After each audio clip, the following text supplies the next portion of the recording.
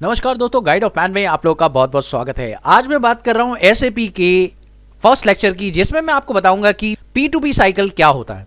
तो P2P cycle का मतलब प्रोक्योर टू पे प्रोसेस होता है और इस प्रोसेस के बारे में आज आपको पूरी क्लैरिटी दूंगा और इसमें क्या प्रोसेस, किस तरह का प्रोसेस होता है, क्या फॉलो करते हैं, इसकी कंप्लीट बात इसमें करेंगे और आपको प्रैक्टिकल भी इसमें सिखाएंगे। तो चलिए देखते हैं कैसे काम करता है आपका P2P साइकिल, जो आपका एसएपी का एक बहुत ही बढ़िया पॉइंट है। तो चलिए देखते हैं। अगर हम बिग बिजनेस की बात करें तो सबसे पहले एसएपी क्या करता है, बिजनेस की नीड को आइडेंटिफाई करता है। यानी पहले ये देखता है कि आप लोगों को कौन से प्रोडक्ट्स की रिक्वायरमेंट है, ठीक है। तो पहले नीड को आइडेंटिफाई करता है। नेक्स्ट, जैसे ही आपको नीड का पता चल जाता है तब आप रिक्वेस्ट बनाते हो कि भाई आपको पता चल गया कि आपके बिजनेस में किस तरह की नीड है। जैसे मान लीजिए आपके पास स्टॉक खत्म हो चुका है और स्टॉक में आप लोग कई सारे स्टॉक्स बनाते हैं और उस स्टॉक्स के अंदर आप लोगों को कोई एक पर्टिकुलर स्टॉक का ऑर्डर प्लेस करना है, तो उसके लिए आप रिक्वेस्ट बनाते हैं। रिक्वेस्ट क्या होती है? एक जनरल चीज होती है जो आप किसी भी जो आपके सप्लायर्स हैं सबको दे देते हैं कि भाई हमारे पास ये प्रोडक्ट की नीड है, हम आपको रिक्वेस्ट सबमिट कर रहे हैं। So you give the request to every suppliers, जो भी आपके सप्लायर होंगे अपनी नीड के अकॉर्डिंग, ठीक है। नाउ जैसे ही आप रिक्वेस्ट को सबमिट करते हैं, सामने सप्लायर्स को देते हैं, सप्लायर उस रिक्वेस्ट को देखते हैं और समझते हैं कि भाई हाँ, हम आपकी रिक्वेस्ट को अप्रूव कर सकते हैं। तो जो सप्लायर आपकी रिक्वेस्ट को अप्रूव करते हैं वो आपको एक कॉल करते हैं, एक मैसेज करते हैं कि भाई हम आपकी रिक्वेस्ट को अप्रूव करते हैं। जैसे ही आपको अप्रूवल मिल जाता है, फिर सामने वाले पर्सन को, यानी वो सप्लायर जिससे आपको अप्रूवल मिला है, उसको आप ऑर्डर प्लेस कर देते हैं। बिकॉज उसके जो भी आपकी टर्म्स एंड कंडीशंस होती हैं वो आप उसमें बता देते हैं अप्रूवल के अंदर, अपनी रिक्वेजिशन के अंदर बता देते हैं और रिक्वेस्ट करते समय फिर उसके बाद वो ऑर्डर आप उसे दे देते हैं। तो जैसे ही उसे ऑर्डर मिलता है तो ऑर्डर को भी वो अप्रूव करता है कि जी हाँ, हम तैयार हैं अपने ऑर्डर्स को, आपके ऑर्डर्स को कंप्लीट करने के लिए। तो ऑर्डर का अप्रूवल भी वो सामने से दे देते हैं, यानी सप्लायर आपके ऑर्डर का अप्रूवल भी दे देते हैं। फिर उसके बाद जब वो उस ऑर्डर को रिसीव कर लेते हैं, मतलब उस ऑर्डर को अप्रूव कर लेते हैं, तो फिर उसके बाद प्रोसेस शुरू होता है कि आपको वो गुड्स भेजते हैं और फिर आप गुड्स को रिसीव करते हैं। नाउ प्रोसेस का नेक्स्ट स्टेप ये होता है, जब आप गुड्स को रिसीव कर रहे होते हैं तब आप सप्लायर की परफॉर्मेंस भी चेक करते हैं। वो कैसे? वो ऐसे कि मान लीजिए कि आपका सप्लायर उस प्रोडक्ट को डिलीवर करने में कितना समय लगा रहा है, तो आपको ये भी चेक करना चाहिए कि उस सप्लायर का जो डिलीवरी टाइम है वो कितना ज़्यादा है, कितना कम है। इससे क्या होगा कि फ्यूचर में अगर आपको फिर से नीड हुई तो आप उसी सप्लायर को चुनेंगे। तो इसलिए आपको सप्लायर की परफॉर्मेंस भी चेक करनी चाहिए। उसके बाद बात करते हैं कि जैसी सप्लायर की परफॉर्मेंस आपको ठीक लगती है और आपके पास गुड आ जाता है, तो उसके बाद आप उसे इनवॉइस का अप्रूवल दे देते हैं और आप कहते हैं कि you have to create a invoice, आप इनवॉइस भी बना दीजिए। इनवॉइस का अप्रूवल मिल जाता है और फाइनली आप इनवॉइस बनाकर उसे दे देते हैं और जब इनवॉइस बन जाता है तो वेंडर जो है, आपका जो सप्लायर है, उसको पेमेंट कर दिया जाता है और द रिक्वेस्ट कि भाई आपका इनवॉइस मिल चुका है, आपने इनवॉइस दे दिया है, अब आपको पेमेंट मिल जानी चाहिए। तो ये एक पूरा स्ट्रक्चर होता है P2P साइकिल का, जो आपको एक बिजनेस में फॉलो करना होता है। तो चलिए अब इस प्रोसेस को प्रैक्टिकली करके देखते हैं कि हमें किस तरह से SAP पर P2P साइकिल प्रोसेस स्टार्ट करना चाहिए। तो चलिए, इसके लिए P2P साइकिल का जो प्रोसेस स्टार्ट होता है वो होता है परचेज रिक्विजिशन से। तो परचेज रिक्विजिशन से जब आप P2P साइकिल को स्टार्ट करते हैं तो उसके बाद आपको हमेशा ध्यान रखना है कि परचेज रिक्विजिशन का जो टी कोड है जिससे आप अपना P2P साइकिल रन करते हैं, हमारा जो SAP है वो टी कोड से रन करता है। तो इसका शॉर्टकट क्या होता है, टी कोड क्या होता है? टी कोड होता है ME51N। यानी ME51N अगर आप टाइप करेंगे तो आपका टी कोड परचेज रिक्विजिशन का खुल जाएगा। उसके बाद आप उसका काम कर सकते हैं, जो आपका P2P साइकिल का फर्स्ट स्टेप होता है। नेक्स्ट स्टेप की बात करें तो P2P साइकिल का नेक्स्ट स्टेप होता है purchase order. So you have to create a purchase order. तो परचेज ऑर्डर के लिए आपको क्या करना होगा, परचेज ऑर्डर का जो टी कोड होता है वो होता है ME21N। तो आप ME21 के N के अंदर अपना परचेज ऑर्डर प्लेस करते हैं। उसके बाद थर्ड पॉइंट होता है आपका GRN, जिसे बोलते हैं गुड रिसीव नोट। तो आपका गुड रिसीव नोट होता है क्योंकि उसके बाद आपको गुड तो रिसीव करना ही पड़ेगा, तो क्योंकि आपका ऑर्डर आपको प्लेस कर दिया गया है आपकी तरफ से, तो अब आप उसे गुड को रिसीव करने वाले हैं, तो गुड रिसीव नोट आपको यहाँ पे बनाना पड़ेगा, जो थर्ड स्टेप होता है। उसका जो टी कोड होता है मैं आपको बता दूं तो उसका टी कोड होता है दैट इज मीगो, MIGO। उसके बाद बात करें 4 स्टेप की, तो 4 स्टेप में आपको इनवॉइस जनरेट करना होता है। तो इनवॉइस जनरेट करने का जिसे बोलते हैं इनकमिंग इनवॉइस बोल सकते हैं इसे।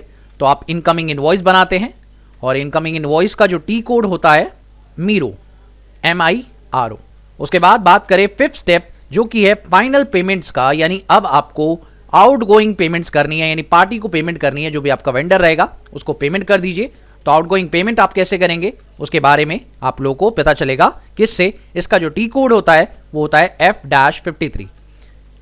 यानी बेसिकली अगर हम देखें तो हमारा प्रोसेस P2P साइकिल का इस तरह से फॉलो होता है। सबसे पहले रिक्वेस्ट बनती है, रिक्वेस्ट दी जाती है, उसके बाद आप ऑर्डर प्लेस करते हैं और ऑर्डर प्लेस करने के बाद आपको गुड रिसीव किया जाता है, आप गुड रिसीव करते हैं और उसके बाद इनवॉइस जनरेट होता है और फाइनली आप उससे पेमेंट कर देते हैं। तो चलिए देखते हैं इस प्रोसेस को आप SAP पे कैसे करेंगे, तो इसे चेक करते हैं। तो दोस्तों मैंने SAP में लॉगिन कर लिया है। अब बात करते हैं सबसे पहले स्टेप की, और सबसे पहला स्टेप जो कि है आप लोगों का रिक्वेस्ट भेजना। तो सबसे पहले आपको रिक्वेस्ट भेजनी है। तो रिक्वेस्ट भेजने के लिए आप यहां पर जो है टी कोड लिखेंगे अपना ME51N, एंटर प्रेस करेंगे। जैसे ही आप एंटर प्रेस करेंगे आपके सामने इस स्क्रीन को आप देख पाएंगे, ये अपीयर हो गई आपके पास स्क्रीन।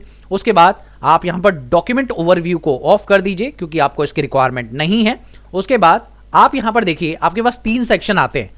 पहला सेक्शन हेडर सेक्शन होता है, second section item overview section होता है और तीसरा सेक्शन आइटम डिटेल सेक्शन होता है।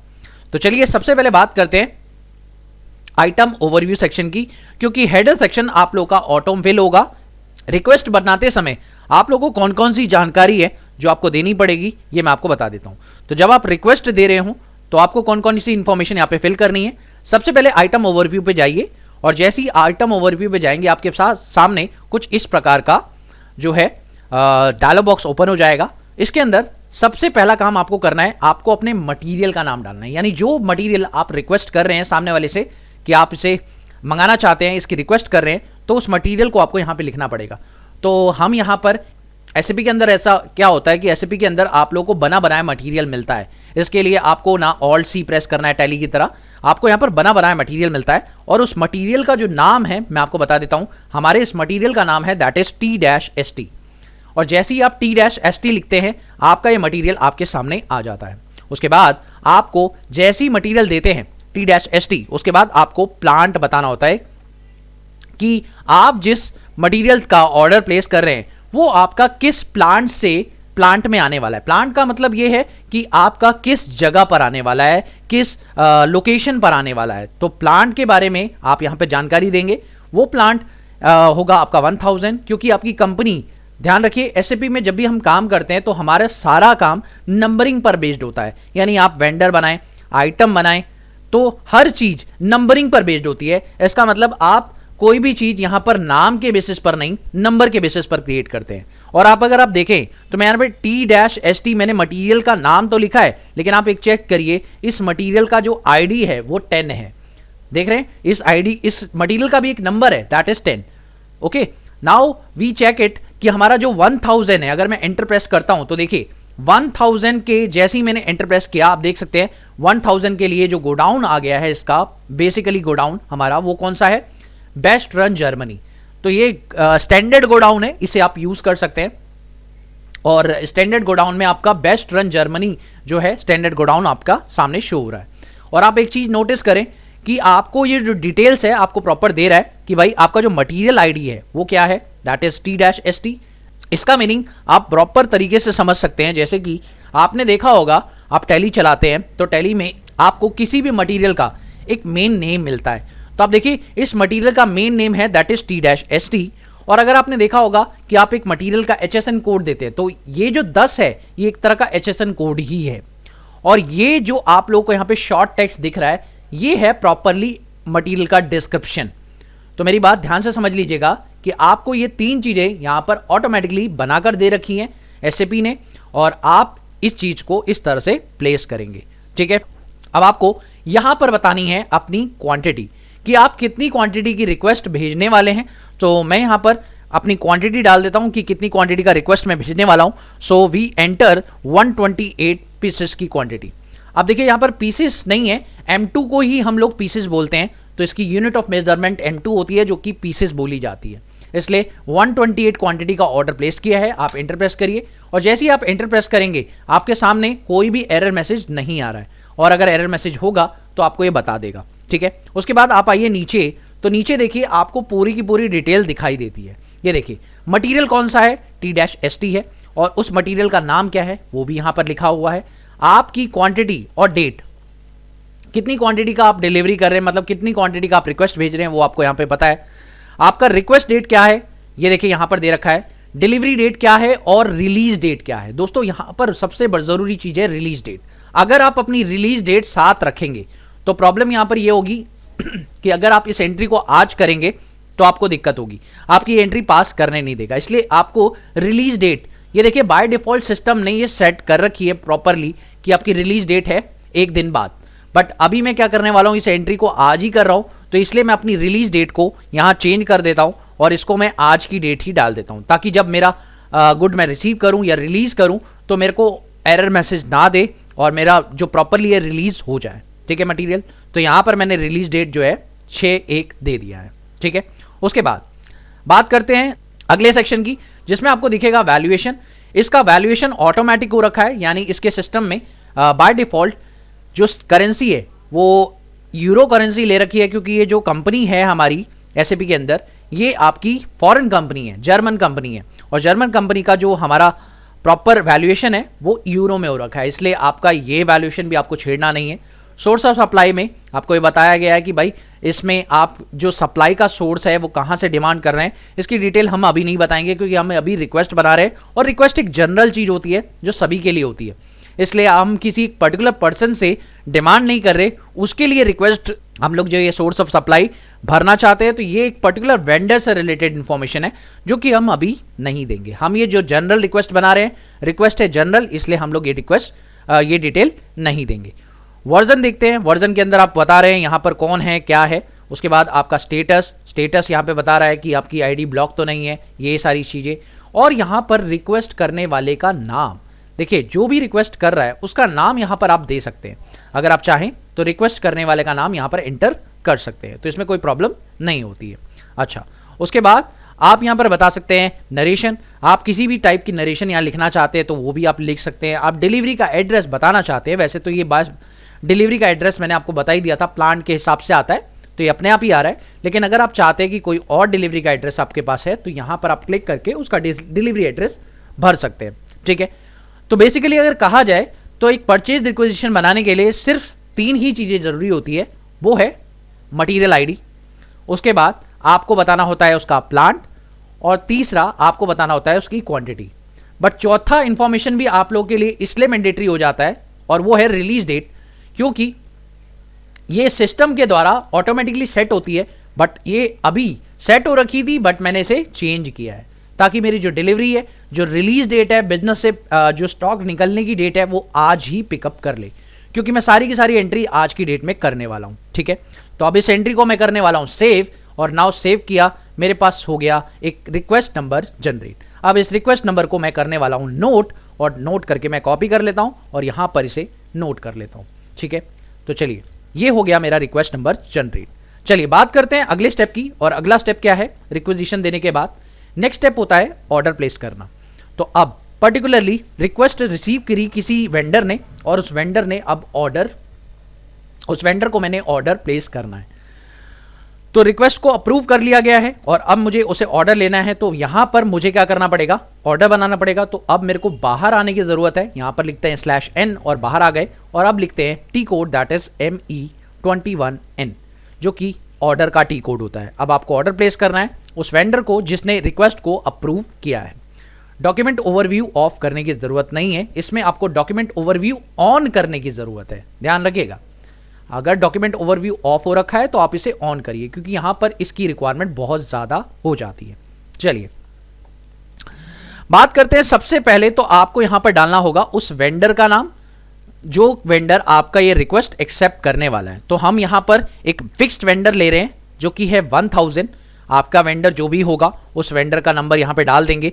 मैंने आपको बताया था एसएपी जो है प्रॉपरली चलता है नंबरिंग्स पर, तो 1000 किसका है, कौन है ये वेंडर, एंटर प्रेस करते ही पता चल जाएगा। ये देखिए जैसे ही मैंने 1000 डाला मुझे पता चल गया ये वेंडर दीपक एंड कंपनी है। ठीक है, उसके बाद बात करते हैं 3 चीजों। जैसे ही आपने 1000 डाला उसके बाद आपसे ये बोलता है कि आपका परचेज ऑर्गेनाइजेशन कौन सा है। तो परचेज ऑर्गेनाइजेशन का मतलब है आपके परचेज डिपार्टमेंट का नंबर क्या है। तो हमारे परचेज डिपार्टमेंट का नंबर 1000 है। तो हम यहां पर जानते ही हैं भाई हमारा परचेज डिपार्टमेंट जहां पर हम सामान को खरीद रहे हैं वही प्लांट जिसकी मैं बात अभी लास्ट पॉइंट पर करके आया था। तो ये है मेरा परचेज प्लांट यानी परचेज ऑर्गेनाइजेशन जहां पर मुझे सामान को खरीदना है। उसके बाद परचेज ग्रुप का क्या मीनिंग है। परचेज ऑर्गेनाइजेशन का मीनिंग होता है परचेज डिपार्टमेंट, परचेज ग्रुप का मीनिंग होता है परचेज डिपार्टमेंट कौन सा वाला है। मान लीजिए आप बिजनेस में कई टाइप की परचेजेस करते हैं, मान लीजिए आप लोकल परचेजेस करते हैं, आप एक्सपोर्ट से परचेजेस करते हैं या आप इंटरस्टेट परचेजेस करते हैं।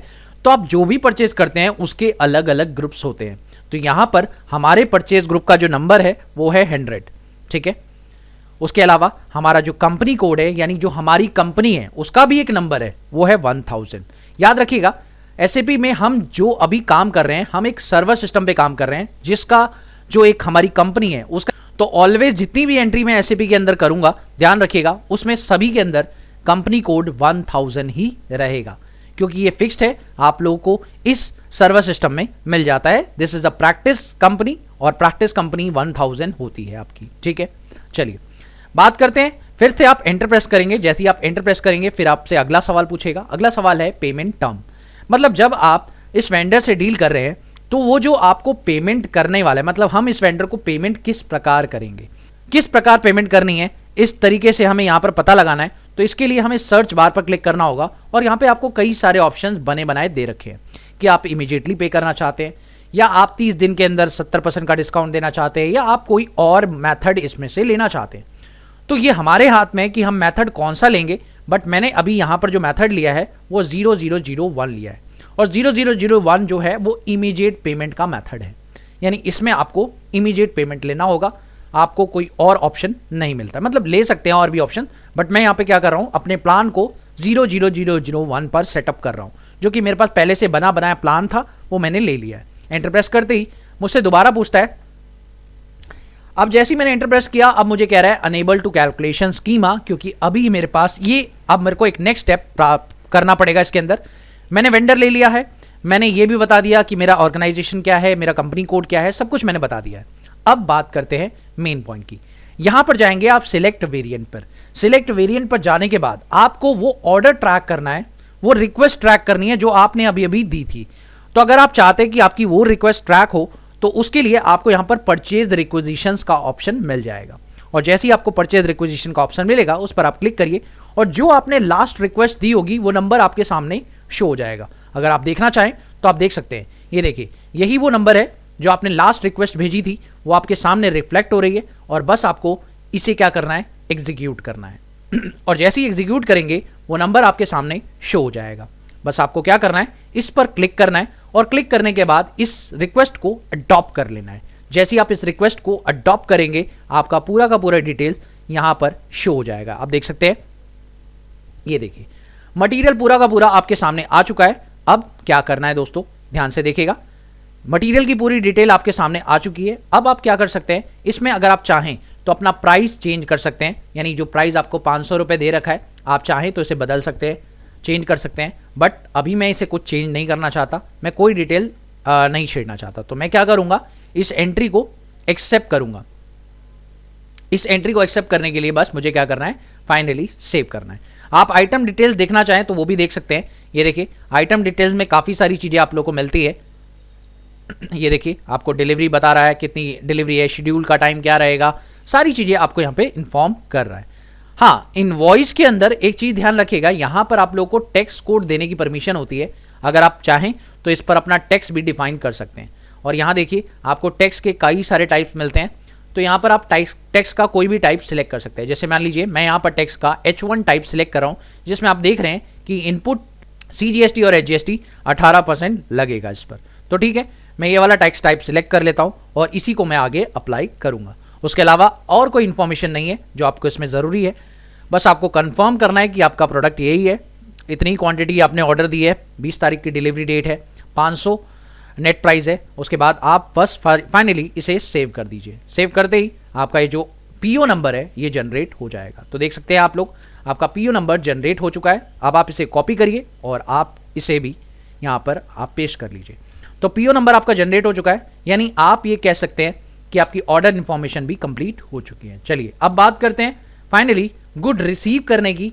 तो क्योंकि अब आपका फाइनली ऑर्डर प्लेस हो चुका है, तो अब आपको गुड को रिसीव भी कर लेना चाहिए। तो चलिए प्रेस करते हैं /n और अब गुड रिसीव करने के लिए आपको यहां पे प्रेस करना है दैट इज मीगो। और जैसे आप लिखेंगे सबसे पहला ही क्वेश्चन आपसे पूछता है कि what is your order number. तो ऑर्डर नंबर हमें मिल चुका है। हम क्या करेंगे, सिर्फ उस ऑर्डर नंबर को यहां से कॉपी कर लेंगे और कॉपी करने के बाद हम उस ऑर्डर को यहां पर जो है पेस्ट कर देंगे। तो पेस्ट कर दिया मैंने और एंटर प्रेस कर दिया। तो जैसे ही मैंने एंटर प्रेस किया, अब देखिए पूरा का पूरा ऑर्डर मेरे सामने आ चुका है। फाइनली अब मुझे कुछ नहीं करना, सिर्फ नीचे जाना है एक बार।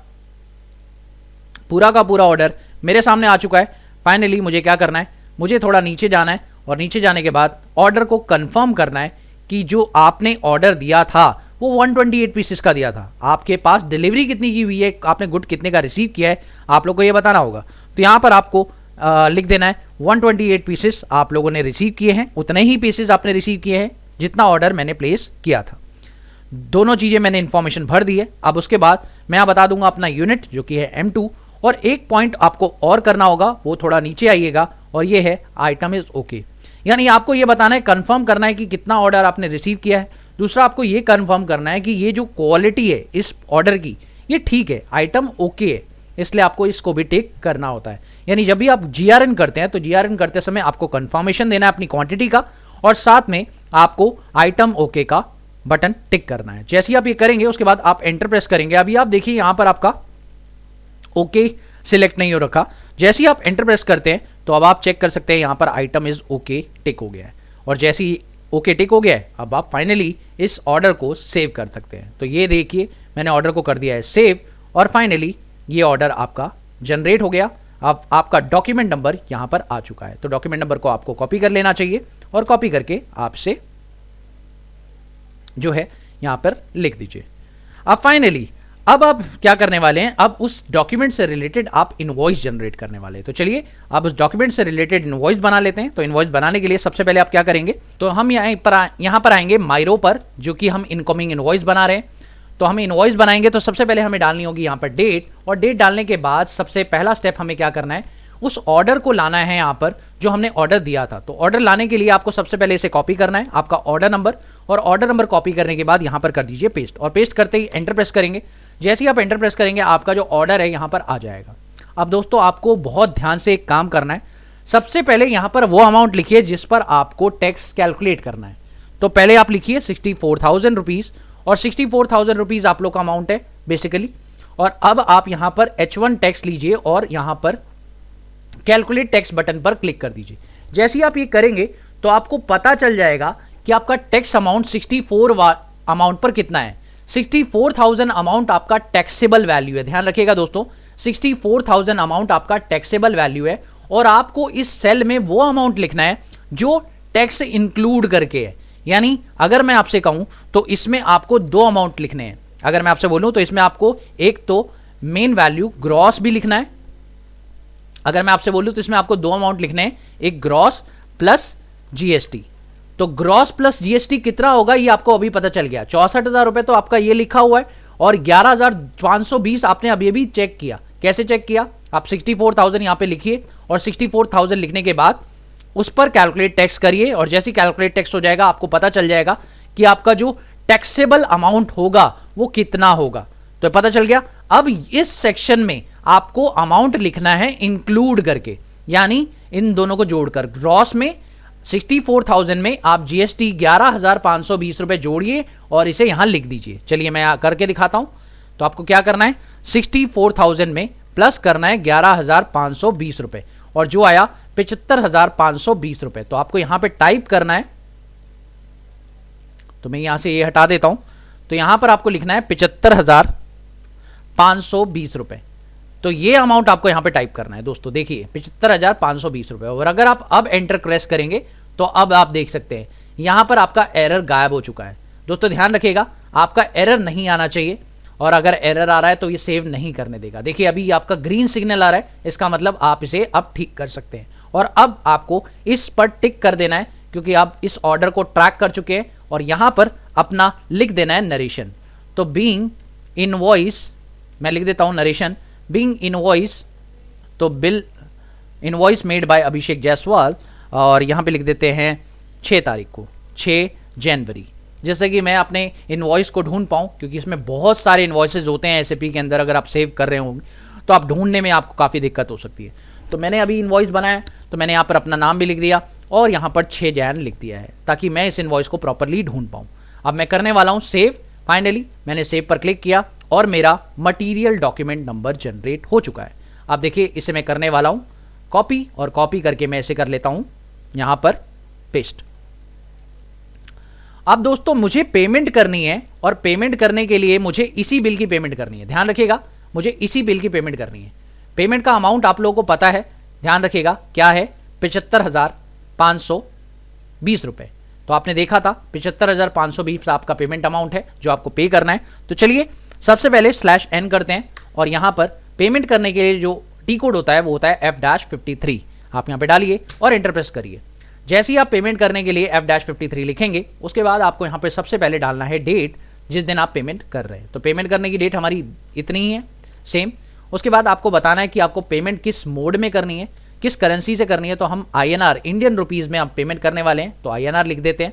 उसके बाद आपको यहाँ पे बताना है बैंक कौन सा है जिससे आप पेमेंट कर रहे हैं। तो बैंक हम यहाँ से सिलेक्ट कर लेंगे, यहाँ पर ऑप्शन दिया हुआ है। तो बैंक का जो GL है मैं आपको बता दूं, हम लोग यूज़ करने वाले हैं 5। तो 5 बैंक अकाउंट का GL है, आप लोग यूज़ कर सकते हैं। उसके बाद यहाँ पे वैल्यू डेट का ऑप्शन जो है वो आप हटा दीजिए, और अमाउंट बता दीजिए कितना है। तो आपने जो लास्ट अमाउंट डाला था वो था 75,520 रुपये, तो आप उसकी पेमेंट कर रहे हैं 75,520 रुपये। तो आप ये डाल दीजिए, एंटर प्रेस करिए, और यहाँ पर आप उस अकाउंट को बताइए जिस वेंडर की आप पेमेंट कर रहे हैं, उस वेंडर को बताइए। तो वेंडर का नाम है 1000 जिसकी हम पेमेंट कर रहे हैं, और जैसे ही हम एंटर प्रेस करेंगे हमारे सामने स्क्रीन अपीयर हो जाएगी। अब इस स्क्रीन पर आपको बहुत सारे वेंडर दिखाई दे रहे हैं, लेकिन आपकी एंट्री कौन सी है ये कैसे पता चलेगा। अब देखिए इसमें एंट्री तो बहुत सारी है, लेकिन हमें अपनी एंट्री को ढूंढना है, और इसमें आपको वो डॉक्यूमेंट नंबर कहीं नहीं दिखाई देगा जो आपने अभी भी लिखा था।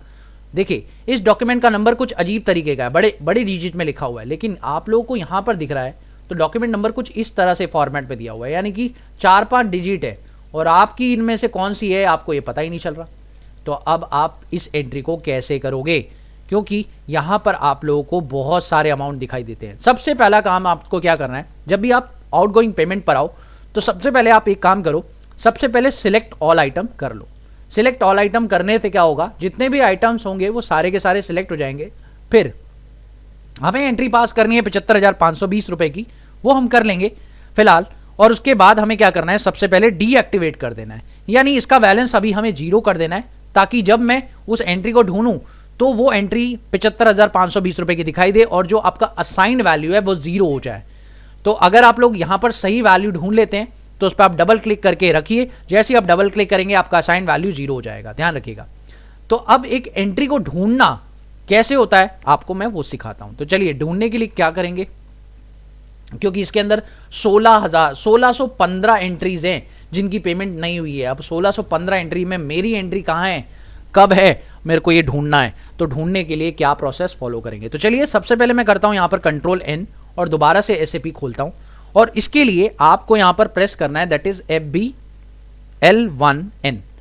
FBL1N सिर्फ है आपको वेंडर लाइन आइटम डिस्प्ले करने के लिए, यानी वेंडर्स के सारे पेमेंट्स को देखने के लिए। जो भी आपके वेंडर्स आज के दिन जनरेट हुए हैं उनको आप चेक करना चाहते हैं तो आप इससे चेक कर सकते हैं। कैसे, सबसे पहले उस वेंडर का नंबर डालिए यहां पर, और वेंडर का नंबर डालने के बाद आप यहां पर ऑल आइटम्स पे जाइए और यहां पर डेट डाल दीजिए। कौन सी डेट पर आप चेक करना चाहते हैं, जैसे मान लीजिए मैं आज की डेट पर ही सारी की एंट्री चेक करना चाहता हूं कि आज की डेट पर कितने लोगों ने एंट्री पास की है, वो सारी की सारी मेरे सामने डिस्प्ले हो जाए। तो आप देखिए मैंने यहां पे लिखा टुडे डेट, आज की डेट से लेकर आज की डेट तक की एंट्री, और मैंने यहां पे प्रेस कर दिया एग्जीक्यूट। और जैसे ही मैं एग्जीक्यूट करूंगा तो आज की डेट की जितनी भी एंट्रीज थी आप देख सकते हैं, आज की डेट की सिर्फ और सिर्फ 4 एंट्रीज हैं जिन लोगों ने की है, और उनमें से मेरी एंट्री कुछ अलग तरीके से दिखाई दे रही है। आप देख सकते हैं 75,520 रुपए की मेरी एंट्री है जो यहाँ पर मेरे को शो हो रही है। और अगर आप यहाँ चेक करें तो आपको अपना डॉक्यूमेंट नंबर यहाँ से ढूंढना है। देखिए दोस्तों, मेरा डॉक्यूमेंट नंबर यहाँ पर आ रहा है 8100020001। तो मेरे को यहाँ पे लिखना होगा। डॉक्यूमेंट नंबर को सर्च करने के लिए मैं यहाँ पे क्या करूँगा, फील्ड कंटेंट पे जाऊँगा और डॉक्यूमेंट नंबर के हिसाब से सर्च करना है मुझे। मैं यहाँ पे क्लिक करता हूँ और यहाँ पर मैं वो नंबर टाइप करता हूँ जो मेरे को सर्च करना है, दैट इज 0001।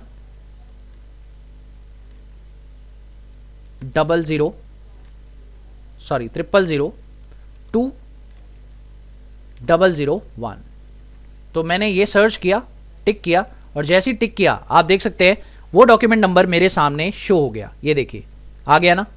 और जैसे ही मेरे पास ये डॉक्यूमेंट नंबर आ गया, अब मेरे को बस इतना काम करना है, बाकी की एंट्रीज को ध्यान नहीं देना। वो सारी एंट्री मेरे सामने से गायब हो चुकी है, सिर्फ मेरे को एक ही एंट्री डिस्प्ले हो रही है। अब मुझे बस इस एंट्री को सिलेक्ट करना है। सिलेक्ट करने के लिए मैं करूंगा इस एंट्री पर डबल क्लिक। जैसे ही मैं डबल क्लिक करूंगा आप देख सकते हैं मेरी एंट्री का जो बैलेंस है वो 0 हो चुका है और प्रॉपरली मेरी एंट्री हो चुकी है। अब मैं क्या करने वाला हूँ, बस फाइनली मैंने सिलेक्ट कर लिया है और मैं अब इस एंट्री को सेव करने वाला हूँ। जैसे ही मैं सेव करूंगा मेरा डॉक्यूमेंट पोस्ट हो चुका है। तो दोस्तों देख सकते हैं मैंने अपना डॉक्यूमेंट पोस्ट कर लिया है और अब मैं इसे कॉपी करके यहाँ पे पेस्ट कर देता हूँ और आपका ये जो एंट्री है वो कंप्लीट हो चुका है। और अगर आप चेक करना चाहें इसको तो चेक भी कर सकते हैं। वो जो अभी मैंने टैब खोला था उसमें मैं आपको चेक कराता हूँ। अब आप एक बार बाहर आइए और बाहर आने के बाद दोबारा से इसी डेट की एक एंट्री चेक करिए और जैसे ही इस डेट की एंट्री को एग्जीक्यूट करेंगे तो आपको कुछ दिखाई देगा। दोस्तों देखिए क्या हो रहा है, पहले उस एंट्री को यहां देखिए आपको दिख रहा होगा कि वो एंट्री पहले आपकी इसमें दिखाई दे रही थी, अब वो एंट्री आप लोगों की यहां दिखाई दे रही है। देख सकते हैं आप लोग, वो एंट्री आप लोगों की पहले इसमें दिखाई दे रही थी ऊपर पेंडिंग में, लेकिन अब आपकी वो ग्रीन में दिखाई दे रही है क्योंकि आपने उसकी पेमेंट भी कर दी है उसी समय। ठीक है, तो आपकी एंट्री अब पेमेंट पेंडिंग में नहीं दिख रही, आपकी उसी समय पेमेंट जो है हो चुकी है। और एक चीज नोटिस करिए, आपकी क्रेडिट कितने से हुई थी, क्रेडिट हुई थी 75,000 से। ये माइनस का साइन इस बात का सिंबल है कि आपका ये क्रेडिट हुआ है और ये जो 75,520 रुपए है ये डेबिट हुआ है। ठीक है, तो यहां पर आप लोगों का पेमेंट जा चुका है बैंक से, आपने पेमेंट कर दिया है। एक एंट्री डेबिट हुई है, एक एंट्री क्रेडिट हुई है। तो इस तरीके से आपका जो बैलेंस है वो 0 हो गया है इसका। ठीक है, प्रॉपरली। और आपने ये अपना अमाउंट, अपना जो डॉक्यूमेंट है वो पूरी तरह से क्लियर कर लिया है। ठीक है, तो इस तरीके से आपकी ये एंट्री पास होती है और इस तरीके से हमारा जो P2P साइकिल है वो कंप्लीट होता है। मुझे उम्मीद है कि P2P साइकिल के बारे में आपको कंप्लीट जानकारी मिल चुकी होगी। अगर आपको वीडियो पसंद आई तो प्लीज इसे लाइक शेयर कर देना। चैनल पर पहली बार आए तो सब्सक्राइब करने के साथ साथ नोटिफिकेशन बेल को भी प्रेस कर देना। मिलते हैं फिर एक नई वीडियो में एक नई कंटेंट के साथ। तब तक के लिए देखते रहिए, सीखते रहिए गाइड ऑफ मैथ।